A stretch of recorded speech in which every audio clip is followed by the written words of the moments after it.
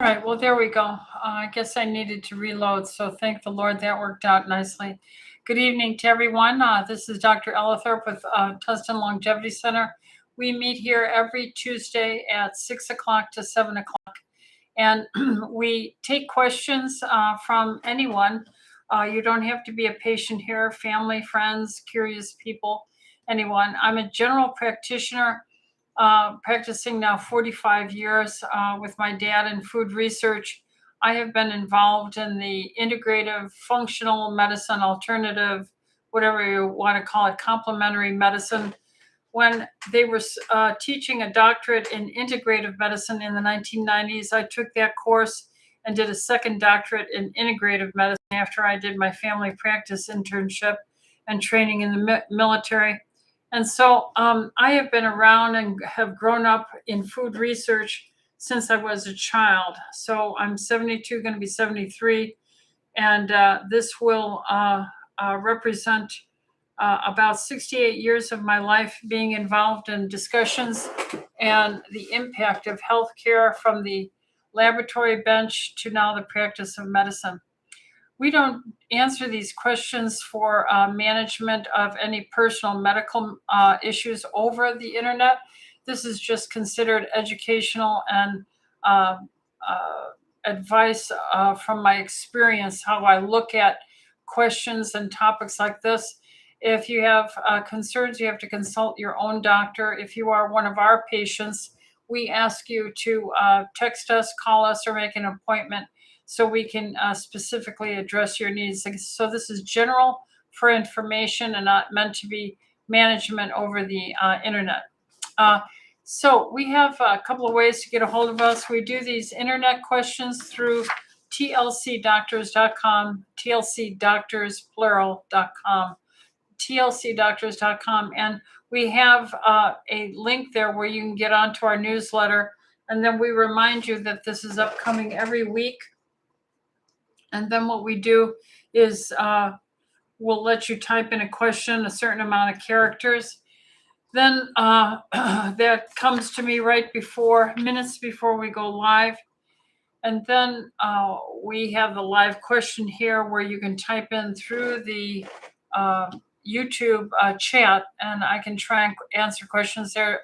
What I try and do is the live questions first for those who are tuned in and on the live, so we can go to that first, then I'll come to the emails questions as fillers. I had 3 from last week that I didn't get a hold of or time to get to. I will get to them because they're my first 3 listed today.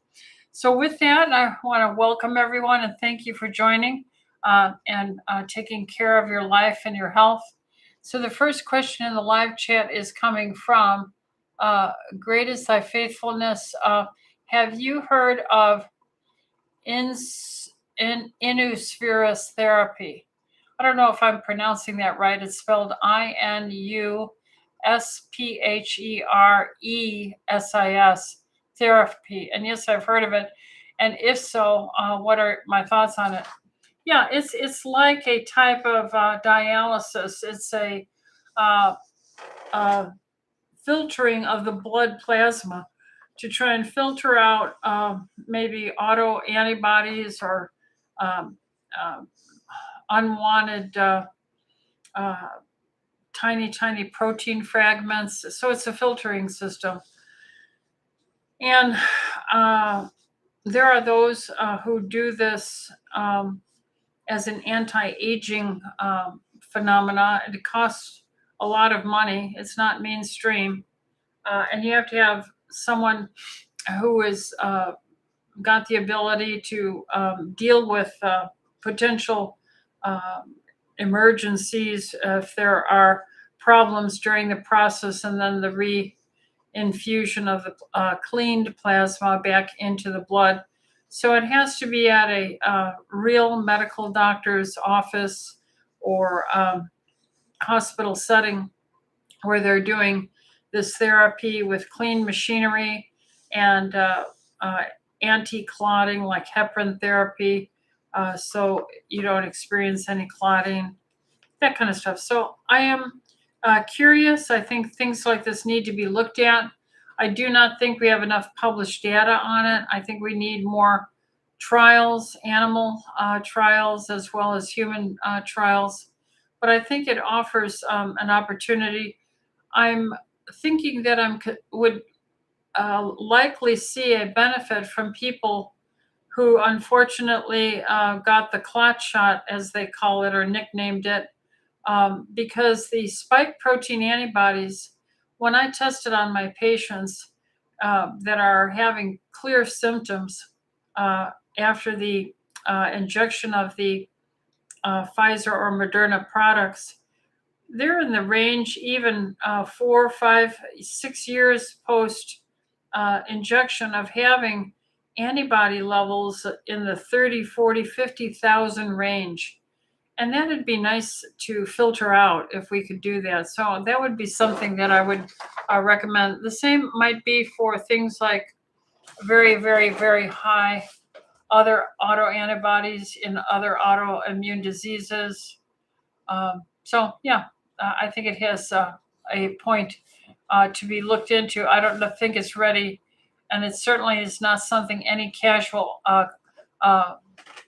a doctor will have in their office. This needs to be pursued with very well-trained physicians who understand how to use the machinery. All right, next question is from Tiziana. Hi, Tiziana. She says, hi, Dr. E. If you broke a bone other than carnivore diet, sleep, and hydration, would you recommend bumping up the dose of certain supplements, such as systemic enzymes, vitamin D? Yes, very much so, Tiziana. You want to enhance the bone growth. And so whatever bone is being dealt with, that limb or that area is going to probably be stabilized and immobile, which means the muscles on that bone are going to be immobilized. And even 10 days or 2 weeks of immobilization of muscle groups, you start seeing pretty aggressive muscle loss and atrophy occur. So probably one of the biggest things I would do is at the onset of the acute fracture and injury, I would go on a fast, probably for 36 hours, to act as an anti-inflammatory to limit the amount of inflammation alarm signals going on, but to also stimulate human growth and repair factors. Because if you are in a fasted state at that level, your human growth hormone peptides will naturally come out, and that will identify where the injury is and accelerate the healing signals. So a acute fast after any illness or injury is usually a standard must that I recommend for myself and all my patients. Then once you break the fast, you should go on a carnivore diet, like you said. I would be on a high dose of the systemic enzymes, starting with the post-injury state on that fast for 36 hours. If you're taking systemic enzymes, that'll help reduce pain and inflammation and swelling as well. It will help to reduce the scarring as well, and excess fibrin deposition and clotting. As soon as possible, I would encourage, when you get back to eating after 36 hours, the high protein diet, I would take the vitamin D, and I would probably double whatever your standard dose is for about 2 weeks. So I take 15,000 international units with K290 and K2 I take a 10,000 and a 5,000 type capsule of the K2, and each has the 10,000 has the 90 microgram, and the 5,000 D has the 400 K2 in it.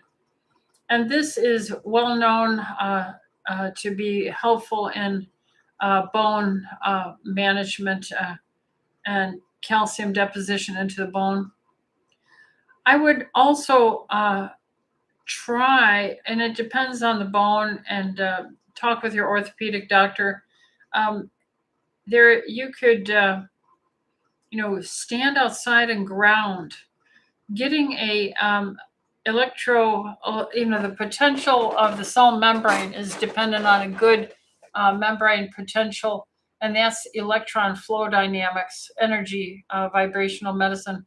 So if you stand barefoot in the morning sunshine, you're going to get the infrared light, and that infrared light is going to, so to say, charge up all your cell membrane potentials. The bare feet on the grass, that's going to allow for electron flow into your body from the earth, and create a energy dynamic, infrared light energy and the earth energy. I would stay well hydrated. I would take my B vitamins because that's a high stress. I would take DHEA for the cortisol stress. Remember, cortisol is a catabolic, tear it down type of signal, and any trauma like that or sickness that's serious creates a lot of cortisol and tear down. So those would be something I would greatly consider. And you would get probably all the nutrients you need with the carnivore type diet. I would also suggest vitamin C. Always take extra vitamin C post trauma. Probably if you could work up to 6 grams up to 10 grams a day of vitamin C, that would be very helpful. So hopefully that would be a kickstart, Tiziana, of what I would do. Maxie Hertzberg. Oh, hi, Maxine. She says a question as, hi, Dr. E. Oh, you're from Alaska. Well, hi from Alaska. What are the benefits of systemic enzymes? Thank you and God bless. Well, enzymes are God's little Pac-Men, I like to say, all around the body, little cleaners, nighttime cleaning crew. They come along and they clean up cells that have been damaged so much that, let's say, they're not repairable, and they can be chewed up by these proteolytic enzymes. And then the materials can be reallocated to other parts of the body and reused. In that sense, they are what we call anti-inflammatory, much like you would take an aspirin or a Motrin, Advil, ibuprofen, Aleve.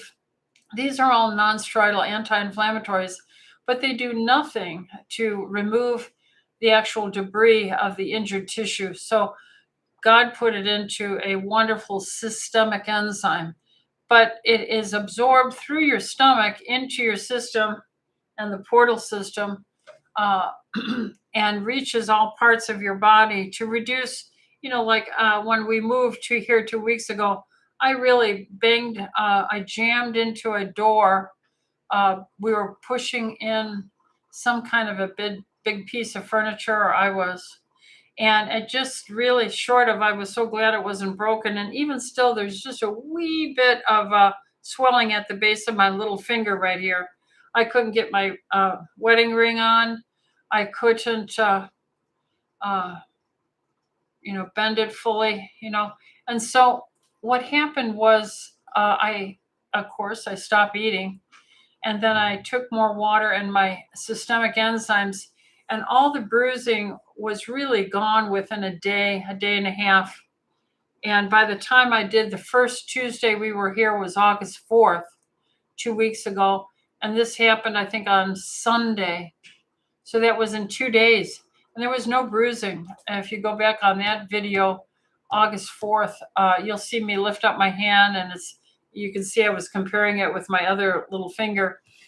It was really throbbing, but after using the enzymes and fasting one day, it dramatically improved, and I didn't have to splint it or anything. And it's just perfect now within 2 weeks, or I'd say 90% back. So I use systemic enzymes for anti-inflammation, anti-pain, anti-aging, because if you remove injured cells, you optimize the repair and rebuilding of tissue to stay younger, stronger, longer.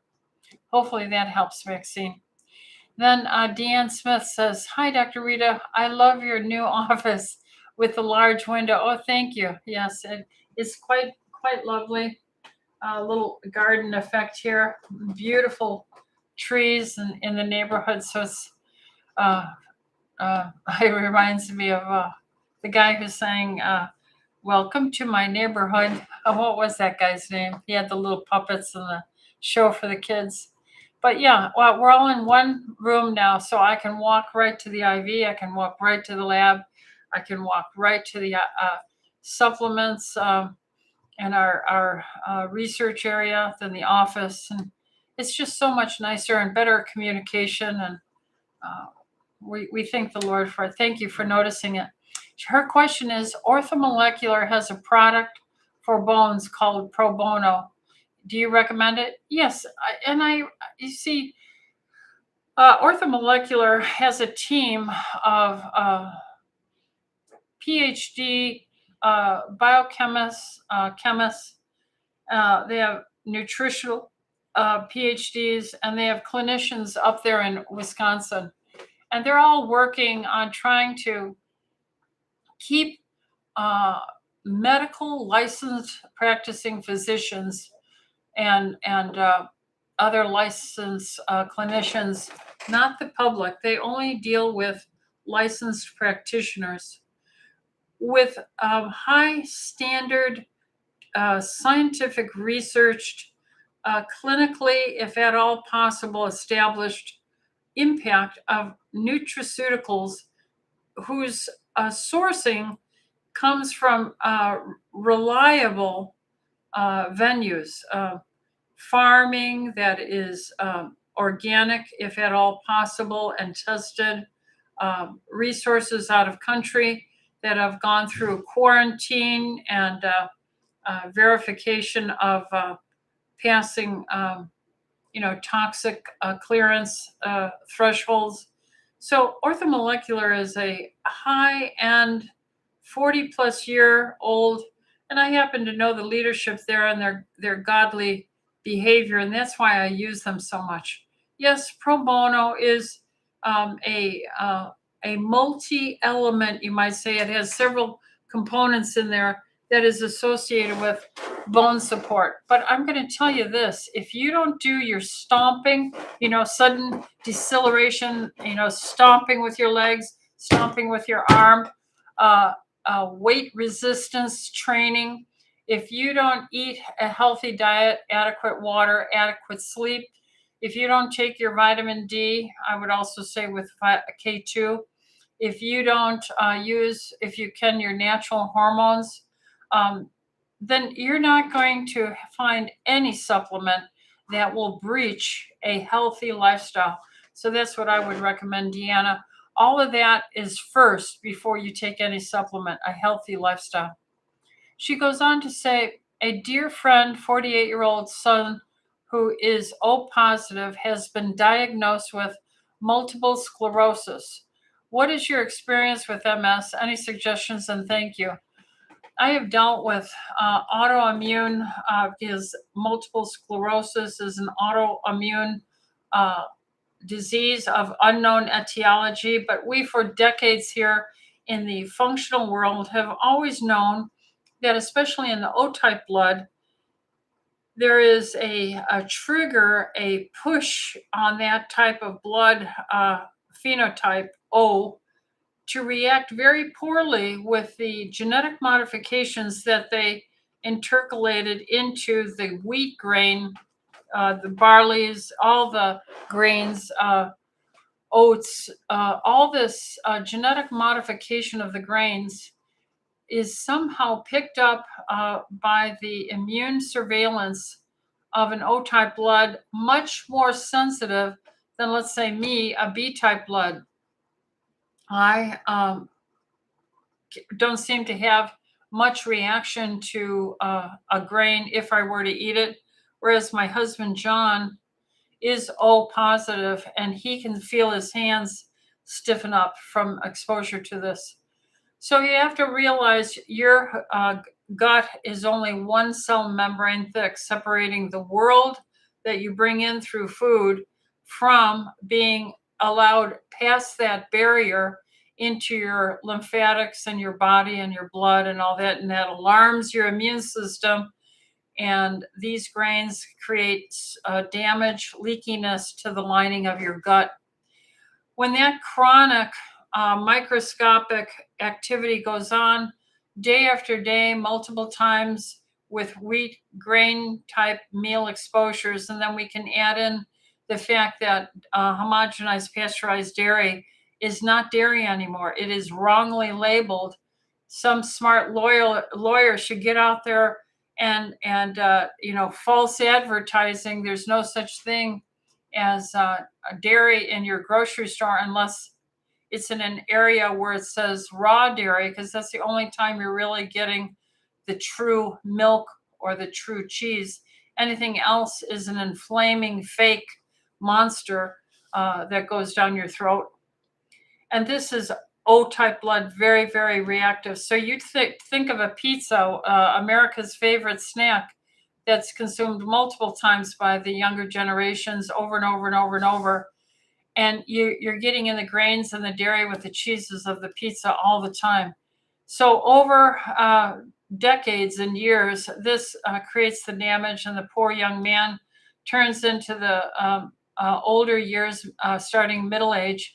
And finally, the autoimmune has just been going on so much a fight, it then starts to attack the membrane of the nervous system. And you'll see these white plaque inflammatory invasions into the myelin sheath on the nerves. That's what they see on the MRI of the brain and the spinal cord.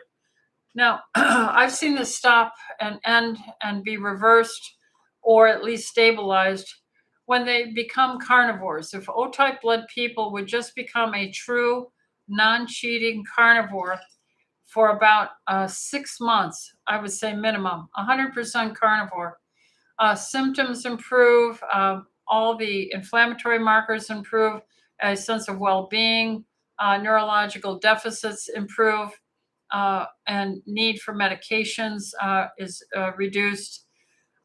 You may or may not see plaque formation reversal, but you don't see it continue to expand and grow from the brain down into the spinal cord, which typically is stopped when you do stuff like that. And then you put them on the other healthy anti-inflammatory enzymes and stuff. So yes, we do this all the time. And that's what I would be recommending to anyone that has that diagnosis, no matter what their blood types, because O's aren't the only one that get MS. An A B can get it, an AB type can get it too. So it just depends on your rate of eating this poor diet, which they falsely call food, and it injures you gradually over time. Beth then says at 1525, hello, you have told us that you take berberine. Yes, I do. Since my A1C is 5.6, I have also decided to take it preventatively, hoping to reduce it to 5.4 or so. Can you help to explain the benefits of berberine? Yeah, berberine facilitates the metabolism uptake of the blood glucose and that blood sugar being taken up in all your tissues, your muscles especially, is going to reduce the average amount of blood sugar floating in your blood, which means there'll be less collisions with protein in your blood plasma. And when the sugar doesn't bump into the proteins in your blood, they won't stick, called hemoglobin A1C. And this glycation process, they called advanced glycation end products, age molecules called hemoglobin A1C, will go down, down, down. Now, it's not an end all be all. It would be so much better enhanced if you would eat a lower carb, lower fruit, lower starch diet, or tremendously reducing it, or go carnivore for 3 months until you recheck your hemoglobin A1C. And if you did exercise, resistance training 3 times a week, and if you would consider after you wake up in the morning, not eating until you've gone out and exercised uh, for about 20 minutes, 30 minutes, like interval walking where you walk at a moderate pace, conversational tone if you were talking, and then for a minute or two, picked up the pace where it would be that you would have to talk in brief sentences because you're exercising more aggressively for a couple of minutes in the walk, not jogging, not running, but pushing yourself on that walk so that you're doing a little bit of higher intensity, maybe 3 minutes regular walking, 3 minutes brisk walking, 3 minutes regular, 3 minutes brisk. Cycle that 4 or 5 times. And then you'll see tremendous drops. Then when you get back home, before you eat breakfast, make sure that breakfast is a very high protein, healthy fat content. So have steak, have chicken, have fish, have pork chops, have eggs, deviled eggs. So a very high base protein diet, 40 grams, 30 minimum grams of protein. And you'll see if you do this, it's consistency. You'll see the great improvements along with berberine. And within the 3 months, I guarantee you, there's no way you could fail having that down to like a 5.2 or a 4.9. It'll be really great. There's another thing about berberine that is well studied. It is associated with certain messaging and cell receptor marker initiations to prevent cancer. It works in turning off cancer mechanisms in the intracellular process that are known to be pathways that turn on uncontrolled cell growth and cancer. So berberine is well established also to have a anti-cancer long-term benefit as well. Of course, that is correlated with the lower sugars, and so it's an entire healthy milieu. But there are many benefits to berberine, not just its sugar metabolism facilitation for the uptake of glucose and utilization to get it out of the bloodstream. So yeah, I've been taking it for decades. Yes. Then at Chen 8357, hi Dr. E. I have 2 questions. What are your thoughts on naps? Also, what are your thoughts on kimchi for probiotics? Thank you. I'm not against either of those. I occasionally now in my 70s, if I have an opportunity to take a nap, but rather I tend to just try and have consistent bedtime hygiene practices so that I'm trying to go to bed at 9 o'clock all the time and in a cool bedroom, lights out, and having had an empty stomach at least 5 hours, 6 hours or so. So that means I have to stop eating around 3 or 4 o'clock every day. So I can't go home from this and then go and eat something. This would be the end of my workday, and I feel like all I've done since I woke up this morning at 5:36 and work, work, work. Oh, I deserve a treat. No, I don't. I want to be healthy, and so a good hygiene is very important so that I don't need a nap and I get a lot better repair work on my body at night. And I wake up refreshed, ready to start the day and not aching and trying to get myself up out of bed and stretchy, but I can just, throw my legs over and stand up immediately, not like I'm falling apart and old and stiff. But if I need a nap, I sense that I need a nap, I will not fight it. But I don't want to take a long nap, 30, 40 minutes. And again, I like to be in a quiet, dark room if I'm going to do that. So the only time I really ever have an opportunity to take a nap would be on a Saturday, theoretically, or a Sunday mid-afternoon. And that's rare, but I'm not against it. Now, the other question is kimchi, right? Isn't that the other question? Yeah, kimchi for digestion, probiotic, and uh, gut metabolism support of the biofilm. That also is now being implicated in trying to enhance uh, toxins removal. And one of the toxins that being studied are the little plastics that are getting into our food. And the science looks promising.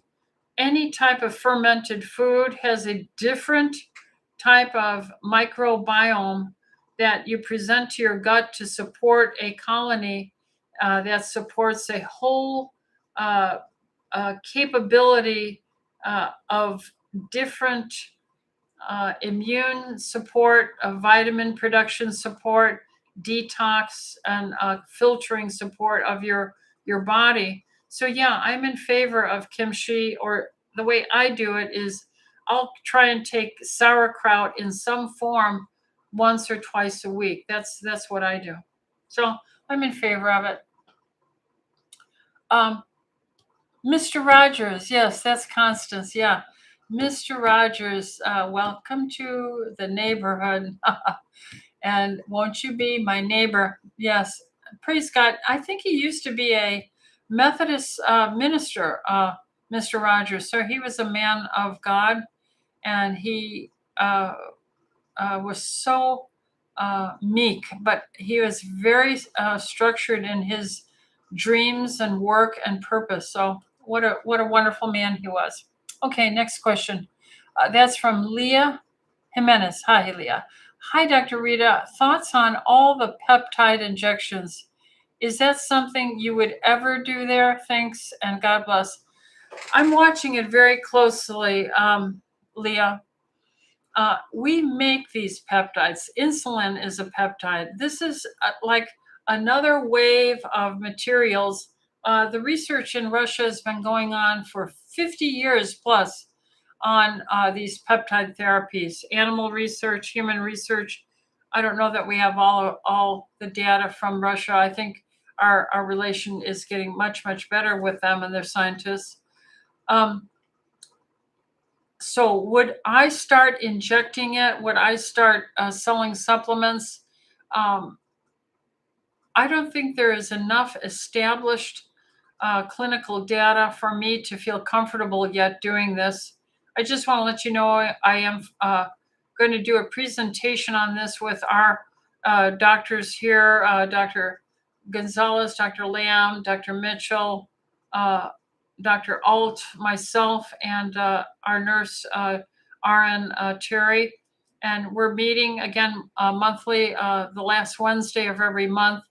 So I am going to be presenting to them the various categories, what the state of the development of peptide therapy is being marketed as, what reliable data are we getting to. Now, they did come out with some changes in the categorization of available for compounding as safe, class 1, class 2, and class 3.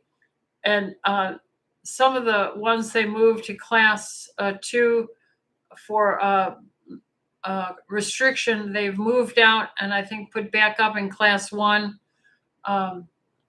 That's things like BCP 157 is in class 1, I believe now. So I'm looking at it, Leah, but I don't feel like I'm missing anything because I am exercising, which is one of the best peptide generators in the world with resistance training and interval walking, speed walking, and then regular walking. Then I'm on a high protein diet. Then I take my digestive enzymes to make available all the amino acid peptides. Then I'm getting an excellent good night's sleep every night. Then I'm using my natural hormones, so I have a younger body milieu to look at all these peptides that I have available in my normal lifestyle.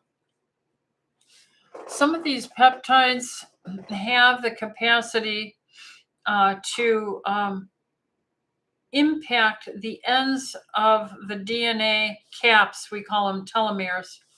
And if you alterate telomerase and these ends of the DNA caps, like the shoe string has a little plastic cap so it doesn't fray at the end. Uh, and some of these peptides are dealing with managing that. And that has been a field of science for decades for anti-aging and the healthy existence and copying of DNA. But on the other hand, if it's done wrong, it's associated with out of control cell growth and cancer. So I don't think we should just run and jump into these things, but rest assured, I have been studying, all my life. And this is the area, field I'm looking at, which I will be continuing to talk about and present in an orderly fashion. So starting at the end of August, it might be 2 months, maybe 3. We're going to go into the various categories of peptide marketing, licensure, compounding, what's available, what has good clinical potential. And I'm going to probably say BCP 157 for tendon repair and growth is maybe one of the earliest ones I'm favorably looking at. But outside of that, I'm going to say your lifestyle can generate tremendous anti-aging peptides because that's how God made us. So hopefully that kind of answers your question, Leah.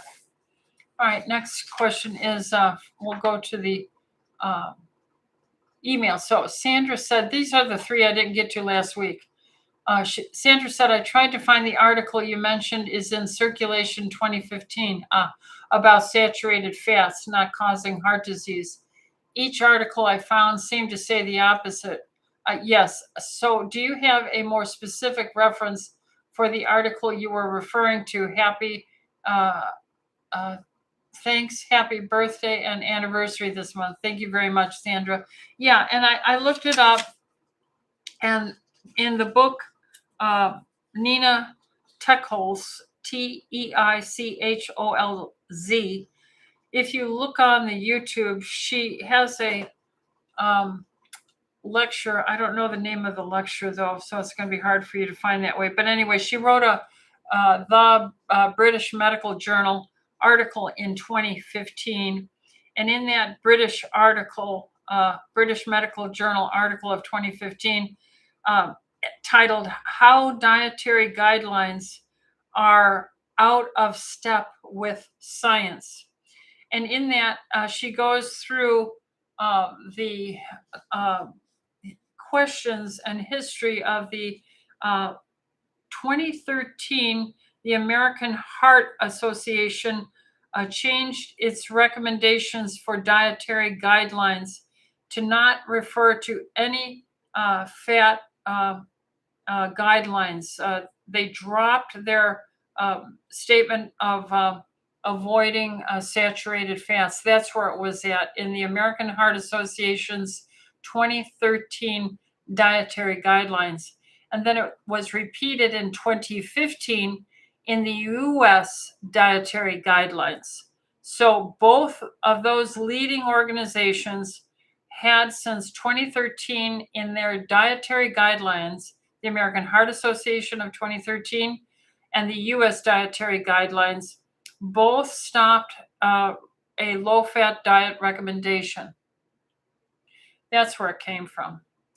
And the article she referred to was her own article, the British Medical Journal 2015, comma, the number 35,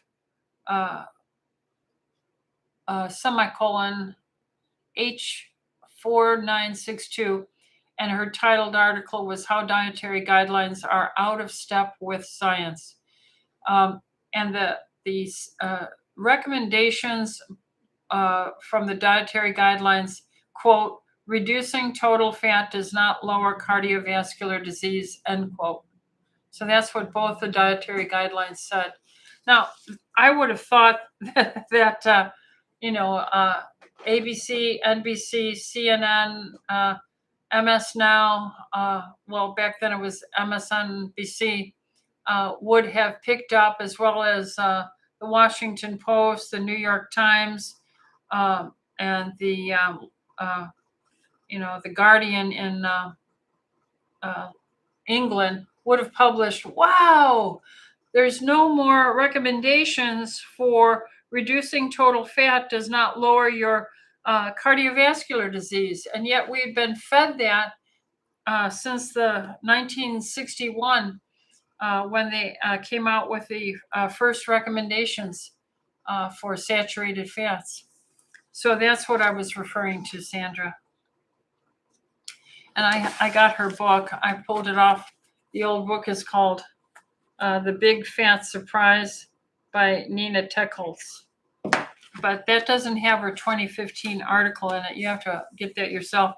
But if you go on YouTube and you type in Nina Teckholz and you put in 2015, you'll see her at a podium at a Cato, C-A-T-O, Institute, where she discusses this very British medical journal article that they tried to get retracted from the BMJ in 2015. There was a big uprise to get that article ripped out of there because her article was an editorial about the lack of scientific evidence for any of this demonization of fat as the cause of heart disease. And so they could not, with all their scientific degrees, persuade the editor at that point, I forget his name, to retract her article, and it stands today. So here you have a non-scientist, a medical journalist, investigative journalist, whose research stood the attack of the entire food industry and lobbyists and the pharmaceutical lobbyists. And she built it on a firm ground. So you can see those references there. So it's Nina Teckholz 2015 Cato, C-A-T-O lecture. And you'll see her behind a podium talking to the Cato Institute people about this and her success in keeping her publication in the British Medical Journal. What an accomplishment for that young woman. Good for her. All right. Next question, Cynthia. She says, hi, Dr. E. This is, again was the one of three I missed last week. You are such a blessing. I'm thankful for you. Thank you very much for that kind statement. My question is about my 10-year-old daughter. She has a really dry scalp that gets flaky. I can't seem to find anything that helps solve the problem. Is there something you can recommend? Thank you. Yeah, I would find out her blood type, have her pediatrician ask to get her blood type. Because A's don't digest fats well, and so they get these flaky eczemas early on. If, however, they are a O-type blood, they might be more severely reacting to wheat and dairy, which is extremely prevalent in this silly U.S. dietary recommendation guidelines that impacts all the food we make for the military, all the food we make for the healthcare hospitals, all the health recommendations for the food systems in schools, for assisted retirement centers, for the military, and so many other. It is a major impact on our way of living when you have the silly government telling you what to do and what not to do as if it's some scientific God. And it's hurting us.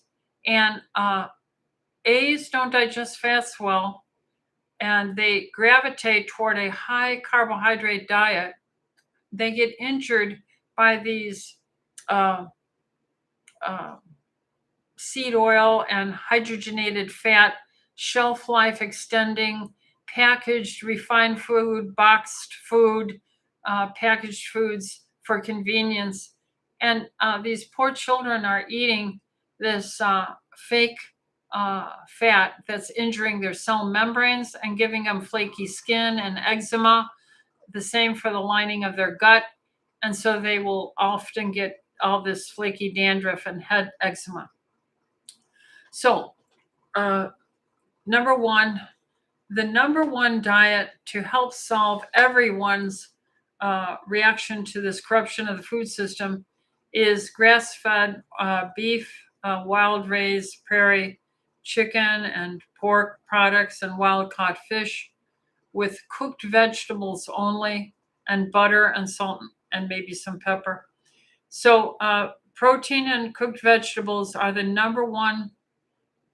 Well, a pure carnivore diet is the number one anti-autoimmune phenomena. If you bring in maybe 5 different vegetables, we use green beans, broccoli, asparagus, Brussels sprouts, spinach, maybe some squash.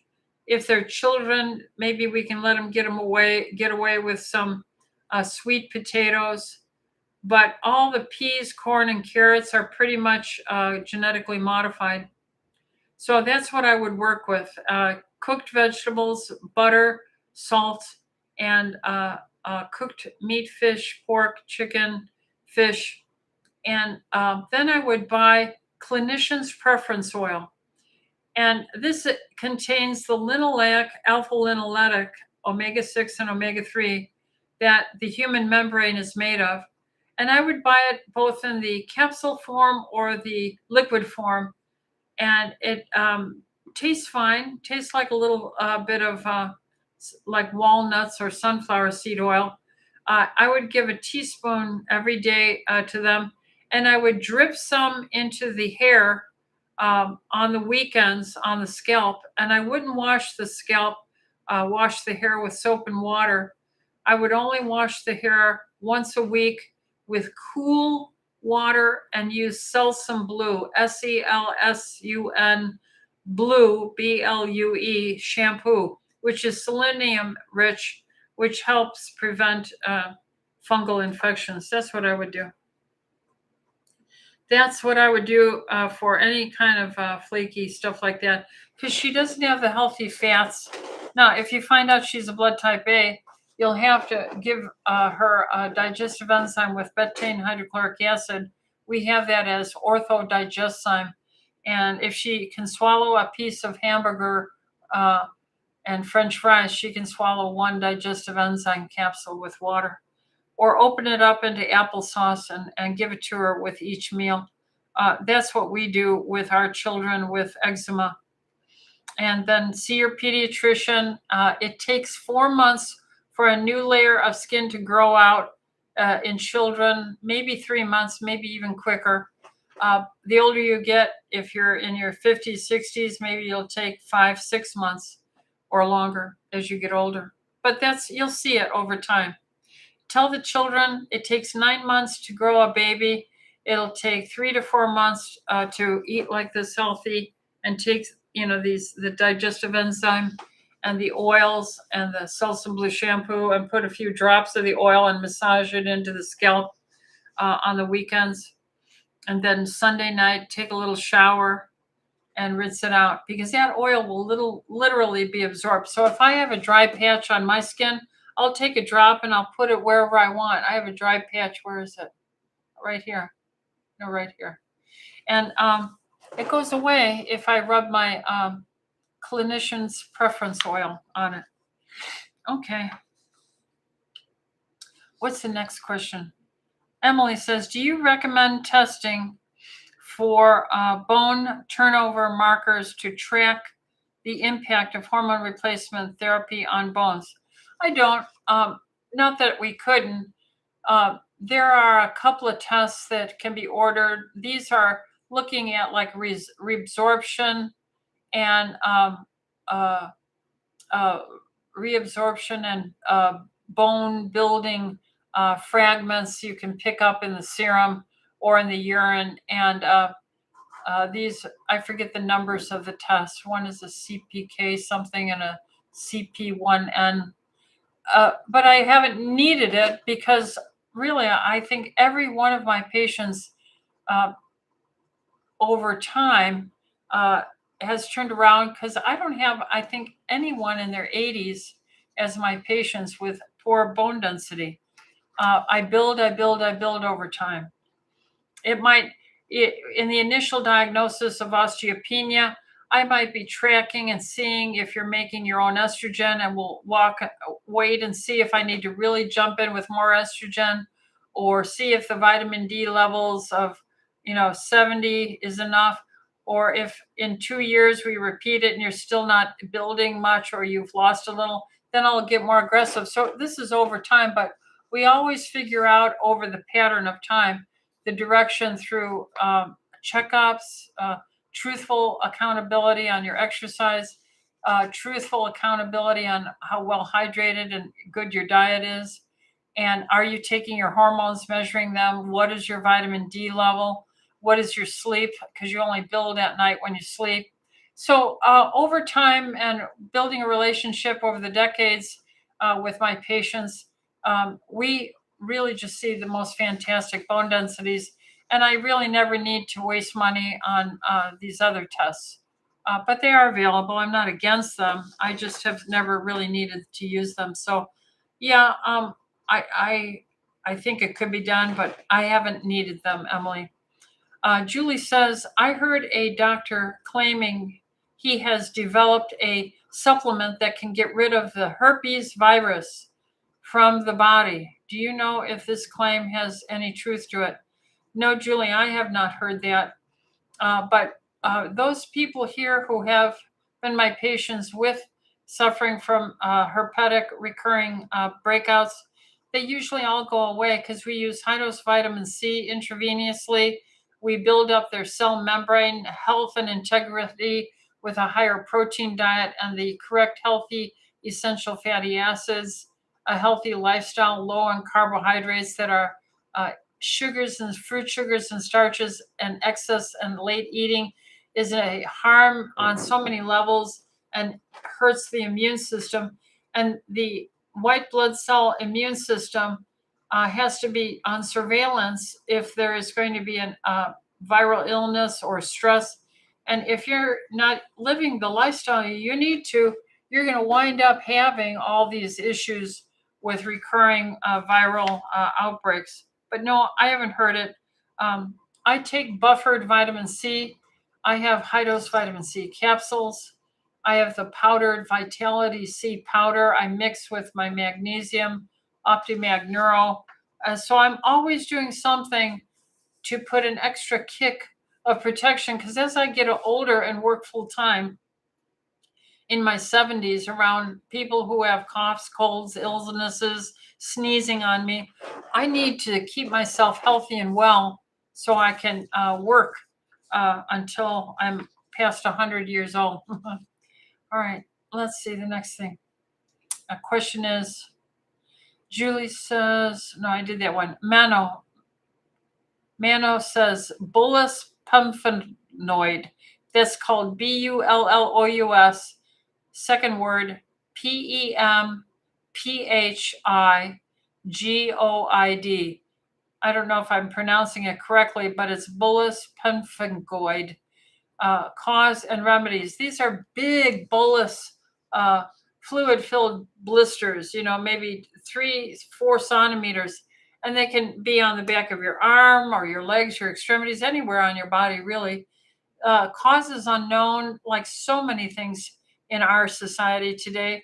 It's autoimmune, and we believe it's from eating this chronic level of genetic modified glyphosated inflaming lectin anti-nutrient scratches on your gastrointestinal system that finally over years and decades inflame your immune system, so that some people manifest with a skin not as just eczema, but as these wet, big bullous blisters.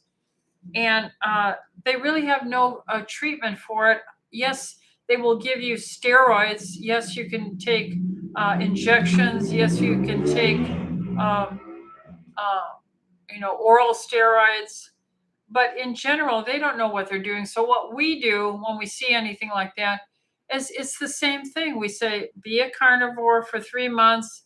Don't eat after a certain period of time. Find out your blood type. See if you need digestive enzymes. We give them high dose vitamin C, build up their immune system protection with vitamin D. We put them on a good anti-stress methylated B complex and minerals. And we teach them about the importance of their hydration, alcohol avoidance, good sleep cycles, good energy with exercise. And we track them with anti-inflammatory systemic enzymes on an empty stomach. And everyone does better, and they get so better much faster because this bullous pemphigoid can go on for years. But usually in our experience, whenever I see it, or eczema, uh, most all my cases dramatically improve over a period of months. I have one gentleman who's worked with me for a decade or two now with chronic eczema all over his skin. And all the king's horses and all the king's men couldn't put Humpty Dumpty back together again. So all the specialists this man had seen, and dermatologists and allergists, never could help him with his terrible chronic eczema. But by the grace of our Almighty God, the architect of our bodies, and listening to the actual cell membrane over these past 40 years with our phospholipids and our gut health, now I'm seeing gastroenterologists finally picking up on the microbiome over these 40, 50 years. They're doing better complete digestive stool analyses. They're seeing the wisdom to the eating the protein and healthy fats, and getting away from this heavy lectin rich plant-based anti-nutrient diet of excess plants. And then we give systemic enzymes, follow the blood type dietary guidelines for digestion only. And then they get better, and this man did much, much better. He's not cured, I mean, he's in his late 50s or early 60s now, but he's probably, 65% much better than he used to be when he first came in. So yeah, it works. And let's see. Deanna added another question. Dr. Rita, thank you for your availability to us on Tuesday nights. Yeah, praise God. What else am I going to do? I'm going to go home and study something. I'm going to listen to some sermon by Steve Gregg videos. I listened to Steve Gregg as a Bible teacher for years and years. I've listened to hundreds of hours. I'm going to listen to, my biochemistry studies and clinician studies, or I'm going to listen to some good conservative constitutional broadcasts. Then I go to bed. So why not spend one night with you wonderful people, God's creation? Okay. Your memory is incredible. Oh, God is good, and hormones are helpful, Deanna. So the memory that we have, he'll bring it to us. And then Mana Papelli says, thank you. Thank you so much. I hope I said your name right. Let's go back to another email. It says, it's like you guys are family. I know who you are, and I know so many of you you have your code name or whatever you call your handle. But it's really like a large family I have through this, and it's a comfort to my soul. All right, let's see. Emily, Julie, I did that one. Mano, I did that. Michelle, okay. She says, if your job required you to get the Moderna COVID vaccine, is there anything you can do to reverse the damage that you may have gotten from the vaccine? Oh, yes. And so we would encourage you to take the EDTA chelation vitamin C drips and the systemic enzymes, the same low carb, carnivore rich diet, and vitamin D and vitamin C oral, as well as the oil multi-mineral for the zinc and the TLC multi-mineral, as well as the methylated B complex. And we track you here and we follow the SARS-CoV-2 spike protein antibody titer levels. And we see them drop all the time with it. And they usually feel much better doing that. And then it looks like it is 7:02. So I'm going to stop, folks. I have more questions tonight. 1, 2, 3, 4, 5, 6, 7, 8, 9. Oh boy, oh boy, oh boy. I have 9 questions I didn't get to, but I did my best. So pray for me, and I say God bless you, and love your enemies, bless them, and care for all people because they're creations of God. That's why. Okay, so take care. God bless you all. See you next week.